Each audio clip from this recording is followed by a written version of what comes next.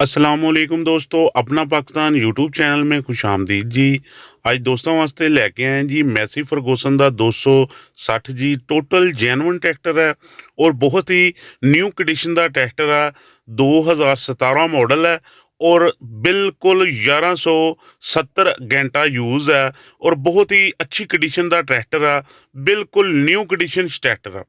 दोस्तों वीरो, अगर किसी दोस्त नूं यह ट्रैक्टर पसंद आता है तो वीडियो की डिस्क्रिप्शन विच ऐसे ट्रैक्टर के मालक का राबता नंबर मैं लिख दांगा, उत्थों वेख के ते ट्रैक्टर के मालक नाल राबता कर सकते हो तो मजीद इसकी डिटेल लै सकते हो। तो जितनी इन्फॉर्मेशन मेरे को मैं तुहाडे नाल शेयर कर देना तो उहदे हिसाब नाल तुसीं अपना ट्रैक्टर नूं अपना परचेज कर सकते हो तो मालक नाल राबता कर सकते हो।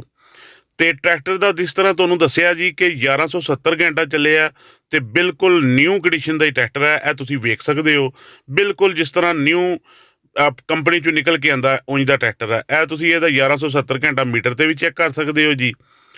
तो बाकी है तुसीं चेसी वेख सकते हो, पूरे 15 ने ट्रैक्टर है जी। टायरां तो लैके बॉडी चेसी ते नट तक नूं चाबी तक नहीं लगी हुई जी इस ट्रैक्टर दे नूं।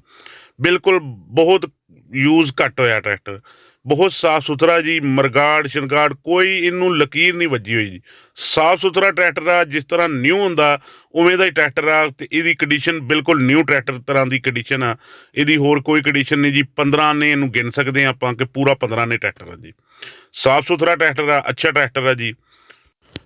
तो बाकी तुसीं ये टायरां की कंडीशन वेख ली जी। तो यह अगले टायरां की कंडीशन तो रिम की कंडीशन इसी तरह है जिस तरह नवां ट्रैक्टर होंदा जी। अच्छा ट्रैक्टर है जी, तो बिल्कुल साफ सुथरा ट्रैक्टर है।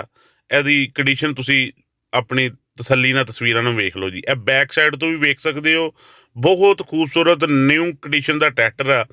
तो मैं दोस्तों नूं हुण दस दिना इसकी डिमांड की है तो किहड़े जिले च खड़ा जी।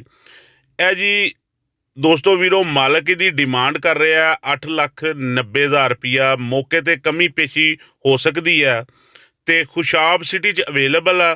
उत्थे ही तुहानूं वेखना पैना जाके, तो उत्थों ही अपना परचेज करना पैना। तो मैं दोस्तों तक इन्फॉर्मेशन पहुँचाती कि tractor for sale the ji.